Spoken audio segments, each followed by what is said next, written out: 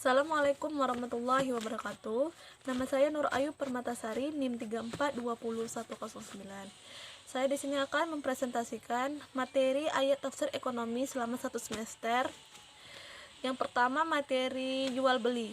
Sebagaimana dalam Quran surah Al-Imran ayat 17 yang berbunyi, A'udzubillahi minasyaitonirrajim.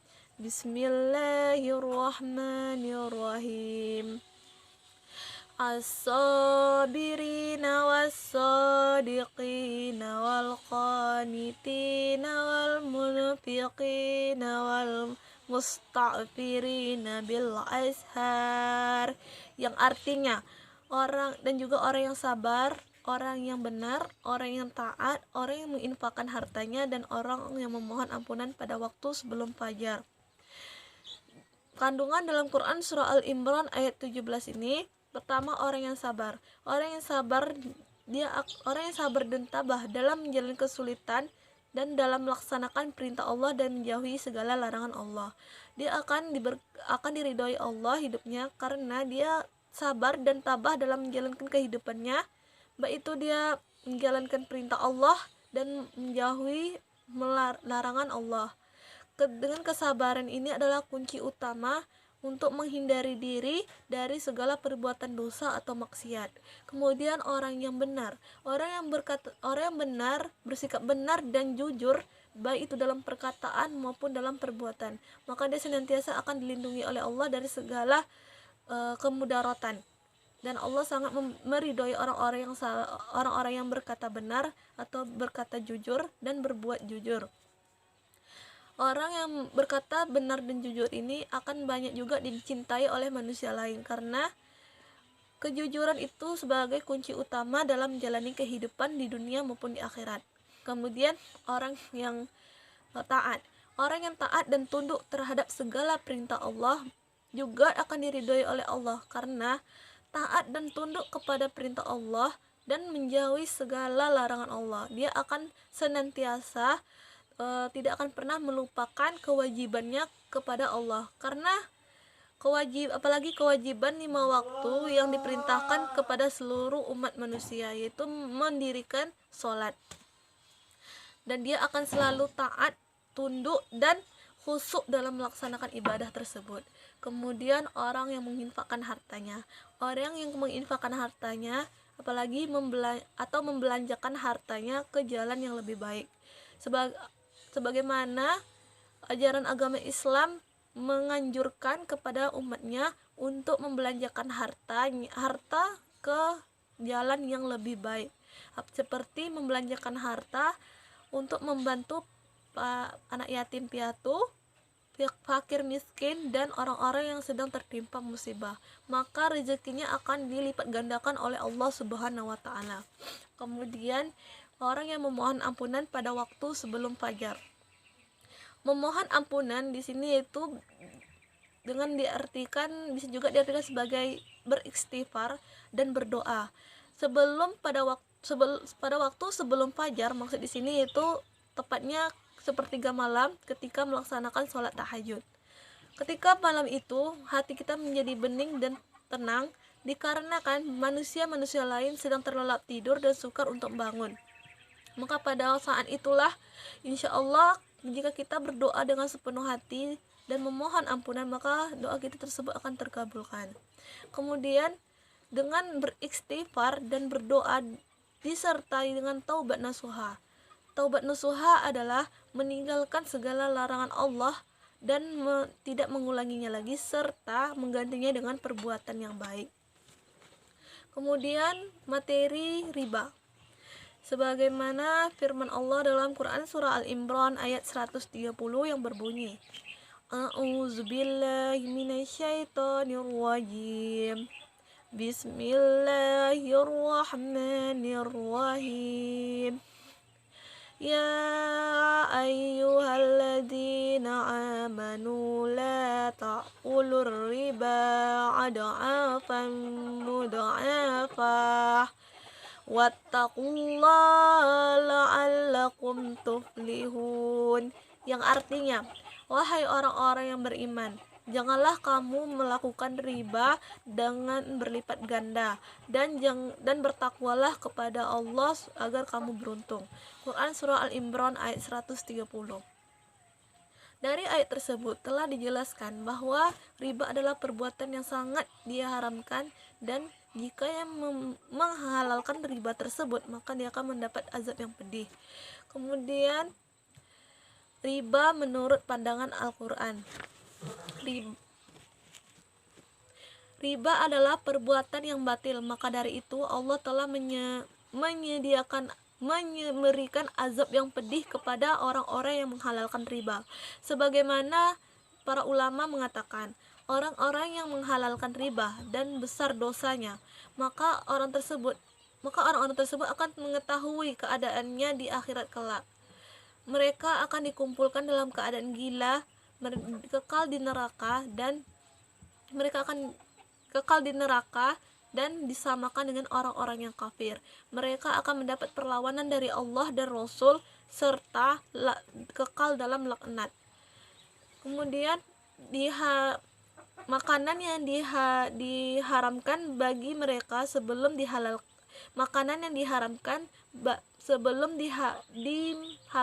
bagi mereka, diharapkan agar mereka menjauhi segala perbuatan zalim yang terus-menerus melakukan riba, dan sudah jelas bahwa riba telah dilarang di dalam Al-Quran. Dan jika menghalalkan riba, dan orang-orang yang menghalalkan riba tersebut akan mendapatkan azab yang pedih. Dampak riba bagi perekonomian masyarakat. Yang pertama, maka makin banyaknya kemiskinan yang terjadi, dikarenakan masyarakat kecil yang meminjam uang dengan bunga yang berlipat ganda. Mereka akan kesulitan dalam membayar pinjaman tersebut karena pinjaman tersebut memiliki bunga yang berlipat ganda, sehingga bunganya melebihi jumlah uang yang mereka pinjam. Dikarenakan hal itu, banyaklah terjadinya kemiskinan karena mereka lebih mengutamakan dalam membayar pinjaman tersebut ketimbang harta yang mereka miliki. Maka semua yang mereka miliki akan mereka jual demi untuk membayar pinjaman tersebut. Yang kedua, yaitu menyebabkan kerugian finansial bagi pihak-pihak tertentu yang terlibat dalam kegiatan tersebut. Yang ketiga, terciptanya usaha yang tidak sehat, sebab keuntungan yang diperoleh kreditor itu merupakan bukan dari pekerjaan yang produktif. Yang keempat, munculnya sifat malas dan pengangguran, dan juga terciptanya manusia-manusia yang santai-santai saja dalam memperoleh harta tanpa melakukan kerja atau usaha. Yang ketiga, itu aturan utang piutang menurut Al-Quran. Yang pertama, mencatat transaksi hutang piutang sebagaimana firman Allah dalam Quran Surah Al-Baqarah ayat 282 yang berbunyi, A'udzubillahi minasyaitonirrajim. Bismillahirrahmanirrahim. Ya ayyuhalladzina amanu iza tadayantum bidainin ila musamma faqtubuhu wa yaktub bainakum katibun bil adl. Yang artinya, hai orang-orang yang beriman, apabila kamu bermuamalah tidak secara tunai untuk waktu tertentu, hendaklah kamu menuliskannya, dan hendaklah penulis di antara kamu menuliskannya dengan benar. Quran Surah Al-Baqarah ayat 282. Dari ayat tersebut telah jelas bahwa pihak yang berhutang dan pihak yang memberi hutang wajib menuliskan hutang tersebut agar tidak terjadinya kesalahpahaman di masa yang akan datang, sehingga tidak terciptanya permusuhan di antara kedua belah pihak. Yang kedua, dengan menghadirkan saksi. Saksi memiliki peran besar dalam transaksi hutang piutang apabila transaksi tersebut mudah dilupakan bagi pelakunya. Bahkan fungsi catatan hilang adalah sebagai saksi dari transaksi.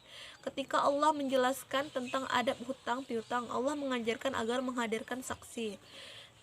Sebagaimana firman Allah yang berbunyi, persaksikanlah dengan 2 orang saksi dari orang lelaki di antaramu. Jika tak ada 2 orang lelaki, maka persaksikanlah 2 orang wanita dan 1 orang lelaki di antaramu, supaya saksi-saksi yang kamu ridhoi, supaya jika seorang lupa, maka seorang lagi dapat mengingatkannya. Janganlah saksi-saksi tersebut enggan memberi keterangan apabila mereka dipanggil. Dalam Quran surah Al-Baqarah ayat 282. Yang ketiga, adanya barang gadai untuk menjamin keamanan utang. Maka dari itu dianjurkan untuk yang berhutang memberikan barang gadai kepada yang memberi hutang, agar yang memberi hutang dapat percaya dan yang berhutang dapat juga menjamin utangnya, sehingga nanti dia akan bisa membayar hutang tersebut dan mengambil barang yang telah digadainya. Sebagaimana yang telah dicontohkan pada zaman Rasulullah Shallallahu Alaihi Wasallam. Rasulullah pernah menggadai baju besinya kepada orang Yahudi, dan tentu saja baju besi beliau lebih mahal harganya ketimbang uang yang beliau terima. Dan adat kebiasaan masyarakat, nilai barang gadai itu lebih besar daripada nilai uang. Yang kemudian materi yang keempat itu persamaan dan perbedaan hutang piutang menurut Al-Quran. Perbedaan hutang piutang. Hutang piutang terdiri dari 2 masdar bahasa Arab, yaitu qarad dan dain. Qarad yaitu sesuatu yang diberikan oleh pemilik kepada oleh pemilik untuk dibayarkan. Sedangkan dain adalah sesuatu yang diterima oleh pemilik. Pertama, qarad itu sesuatu yang diberikan oleh pemilik untuk dibayarkan. Sedangkan yang kedua, dain itu sesuatu yang diterima dari pemilik untuk dibayarkan pada waktu tertentu. Dan persamaan dari hutang piutang ialah terdapat dalam Al-Quran dan hadis dengan maksud sama, yaitu hutang piutang. Hutang piutang adalah penyerahan harta yang berbentuk uang kepada orang yang memanfaatkannya dan mengembalikannya pada waktu yang telah ditentukan dengan nilai yang sama. Apabila dia mengembalikan hutang tersebut dengan nilai yang lebih dari jumlah uang yang dipinjamnya, itu termasuk riba. Dan riba itu sangat diharamkan dan mendapat azab yang pedih bagi yang melakukannya. Dari pengertian tersebut dapat dibedakan meminjam uang karena dalam bentuk harta uang. Meminjam karena disebutkan harta tersebut dalam bentuk uang. Dan hikmah dari 2 hal tersebut. Yang pertama, manusia itu makhluk sosial. Manusia tidak dapat untuk hidup sendiri tanpa bantuan dari manusia lainnya, dan manusia tidak akan sempurna dalam kehidupannya. Ada yang berkecukupan dan ada yang kekurangan. Pihak yang mengalami kekurangan akan terbantu dalam menjalani kehidupannya dengan pinjaman yang diberikan dari pihak yang berkecukupan tersebut. Oleh karena itu, dengan adanya pinjam meminjam, maka orang yang mengalami kekurangan tersebut dapat terbantu dalam kehidupannya melalui pinjaman yang diberikan oleh pihak yang berkecukupan. Dan orang yang memberikan hutang tersebut akan mendapat pertolongan dari Allah Subhanahu wa taala.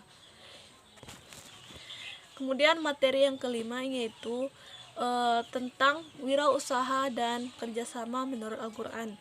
Yang pertama, konsep kerjasama menurut Al-Quran. Manusia seperti yang telah dijelaskan tadi, manusia adalah makhluk sosial. Manusia tidak dapat bekerja sendiri tanpa bekerja sama, apalagi pekerjaan tersebut sangat berat. Bekerja sama dengan orang lain di masyarakat itu sangat penting. Dan dalam agama Islam juga menganjurkan bekerja sama dalam perbuatan yang baik.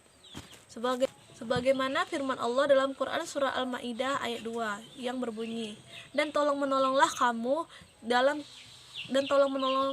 dalam mengerjakan kebaikan dan takwa, dan janganlah tolong menolonglah kamu dalam perbuatan dosa atau pelanggaran. Ayat di atas telah jelas dan menekankan janganlah kita bekerja sama dalam perbuatan yang sangat menyebabkan kerusakan dan dosa. Bukan hanya bekerja sama dalam hal itu, namun juga hal itu juga dilarang dalam agama Islam. Contoh kerjasama yang baik menurut pandangan Al-Quran yang pertama yaitu membangun musola di daerah-daerah terpencil, kemudian bergotong royong membersihkan lingkungan di sekitar musola, masjid, dan jalan umum. Yang ketiga, menyiapkan acara keagamaan seperti majelis taklim, acara Isra dan Mi'raj, dan lain sebagainya. Sedangkan kerjasama di dalam perbuatan dosa yaitu yang pertama, kerjasama dalam melakukan perampokan. Kedua, kerjasama dalam melaksanakan ujian itu bagi mahasiswa atau pelajar. Kemudian yang ketiga, kerjasama dalam menjahili orang lain. Kemudian konsep wirausaha dalam Al-Quran. Kesuksesan wirausaha dalam Islam bukan dilihat dari banyaknya keuntungan yang diperoleh, namun usaha yang dilakukan benar-benar menambah kedekatan dan keridhaan dari Allah Subhanahu wa taala. Karena kegiatan wirausaha di dalam Islam itu disebutkan sebagai ibadah. Dan bagi pelaku wirausaha beranggapan dengan kegiatan ini dapat mendapatkan pahala dan kesuksesan adalah dari pemberian Allah Subhanahu wa taala. Bagi pengusaha muslim tidak melihat keuntungan yang diperolehnya, tetapi kegiatan atau usaha yang dilakukannya itu benar-benar menambah kedekatannya dan mendapatkan keridhaan dari Allah Subhanahu wa taala, dan semuanya diserahkan atas usaha yang dia lakukan. Apabila dia melakukan usaha tersebut, kemudian usaha tersebut sukses atau berhasil, maka itu merupakan keuntungan yang diperolehnya dan tidak lepas dari bantuan Allah Subhanahu wa taala. Dia akan mendapat keuntungan baik itu di dunia maupun di akhirat. Namun jika usaha yang dia lakukannya gagal atau tidak berhasil, dia juga tetap mendapat keuntungan di akhirat karena ketakwaan dan kesabaran yang dimilikinya. Sekian dari materi yang saya jelaskan. Apabila ada kesalahan di pertengahan video yang saya buat ini, mohon dimaafkan. Wabillahi taufiq wal hidayah. Wassalamualaikum warahmatullahi wabarakatuh.